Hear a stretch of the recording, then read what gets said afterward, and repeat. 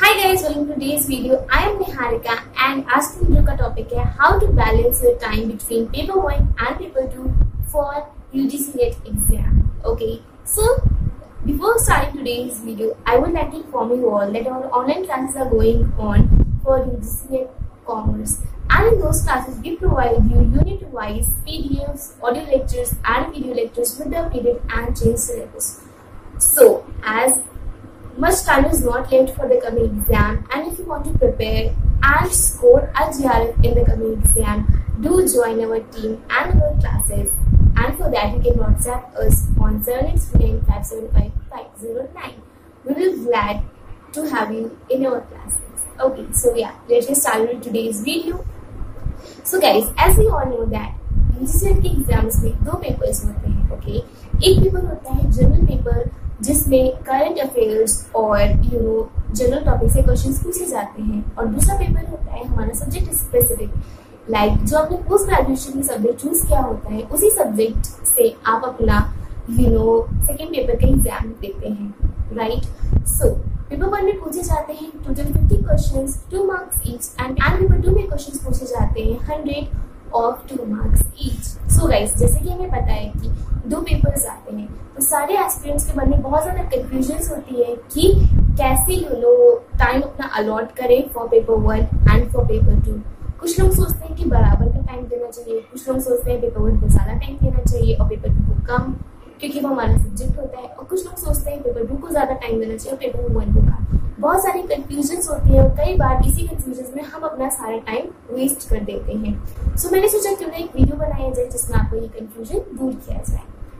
So guys, I would like to suggest कि दिन में आप जितने भी घंटे पढ़ते हैं आप उसका 30% दे पेपर 1 को और उसका 70% दे अपने पेपर 2 को. और ये जो मैं प्रपोर्शन बता रही हूँ, जो मैं परसेंटेज बता रही हूँ, इतनी स्पेसिफिक नहीं है. ये आपकी तैयारी पे डिपेंड करता है कि आपकी तैयारी किस लेवल पे चल रही है. अगर आप चाहें तो इसको 40% फॉर पेपर 1 भी कर सकते हैं और 60% फॉर पेपर 2 भी कर सकते हैं. अगर आपकी तैयारी अभी थोड़ी कम चल रही है. राइट, सो पर मैं इस मामले पे स्टिक रही अपने पूरी प्रिपरेशन के दौरान कि I would give my 30% time to paper 1 and 70% time to paper 2. इसमें एक एग्जाम्पल से समझ लेते हैं, लाइक कि मान लीजिए आप दिन में 10 घंटे पढ़ रहे हैं. राइट, तो आप उसमें 3 घंटे पढ़ेंगे पेपर 1 एंड 7 आवर्स पढ़ेंगे आप paper 2.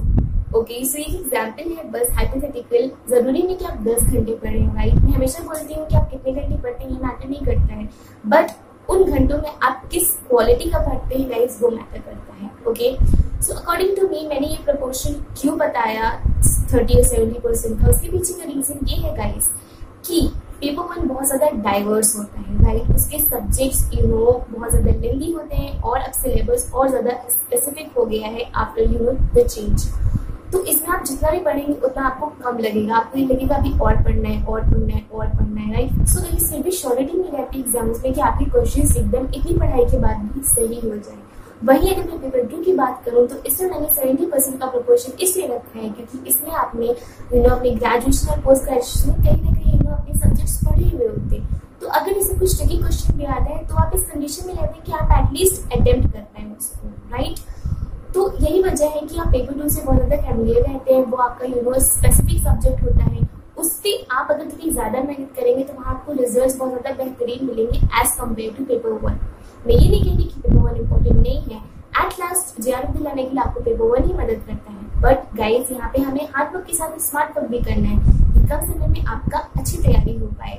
Okay, so according to me आपको थोड़ा कम टाइम देना चाहिए पेपर 1 को और ज्यादा टाइम देना चाहिए पेपर 2 को. बहुत सारे लोग मेरी बात से सहमत नहीं होंगे, आई नो, बट गाइस यहाँ पे मैं अपनी स्ट्रैटेजी बताती हूँ. मैं वही चीजें बताती हूँ जो मैंने डिस्कवर की, जो मैंने सीखी, और इस चैनल के थ्रू मेरा मेन एम रहता है कि मैं आप सबको वो सारी बातें बताऊं सो दैट आप भी उसका बेनिफिट उठा पाए. जरूरी नहीं कि मेरी स्ट्रैटेजी आपके काम आए, बट ये बस एक तरह से इनिशिएटिव है कि मेरी स्ट्रैटेजी आप तक पहुंचे. अगर आपका फायदा होगा तो it's very good. Right, so paper 1 को कम समय देने का टाइम ये है गाइस, इतना भी कम नहीं है. 30% हम लोग दे रहे हैं पेपर 1 को, उसमें आप अच्छे से प्रिपेयर कर सकते हैं सारे प्रैक्टिकल क्वेश्चंस जिसमें शॉर्ट मार्क्स पक्के, जैसे कि DI है, मैथ्स है, रीजनिंग है, इसका स्कोप ज्यादा बड़ा नहीं होता है। आप क्वेश्चन प्रैक्टिस करोगे तो शॉर्ट सही हो जाएंगे, राइट। ओके, बट पेपर 2 जहाँ पे, अगर मैं पेपर 2 की बात करूँ तो वो आपका सब्जेक्ट स्पेसिफिक होता है, इसमें आपको इंटरेस्ट आता है। और अगर थोड़ा out of the box question आता है तो कहीं ना कहीं आप उसको लिंक कर सकते हैं अपने कंसेप्ट से जो आपने पहले से पढ़े हुए होते, बट जरूरी नहीं कि पेपर 1 में भी हो। तो यही रीजन है कि मैंने 30% टाइम दिया था पेपर 1 को और 70% टाइम दिया था पेपर 2 को। आप चाहे तो स्ट्रैटेजी अपना सकते हैं। आई होप ये आपको बहुत ज्यादा हेल्प करेगा। इस कंक्लूडिंग पॉइंट है कि वो the papers are important, but paper 2 को आप ज्यादा टाइम दीजिए तो आपको और ज्यादा बेहतरीन रिजल्ट्स देखने को मिलेंगे as compare to paper 1। Okay, so this was all for today's video. Thanks for watching. Make sure to subscribe the channel and comment down below your experiences कि आपका टाइम बैलेंस का एक्सपीरियंस कैसे है या आप कैसे टाइम अलॉट करते हैं अपनी स्टडीज को। And make sure to like the video अगर अच्छी लगी हो तो, and also subscribe to the channel for more further videos. Thanks for watching.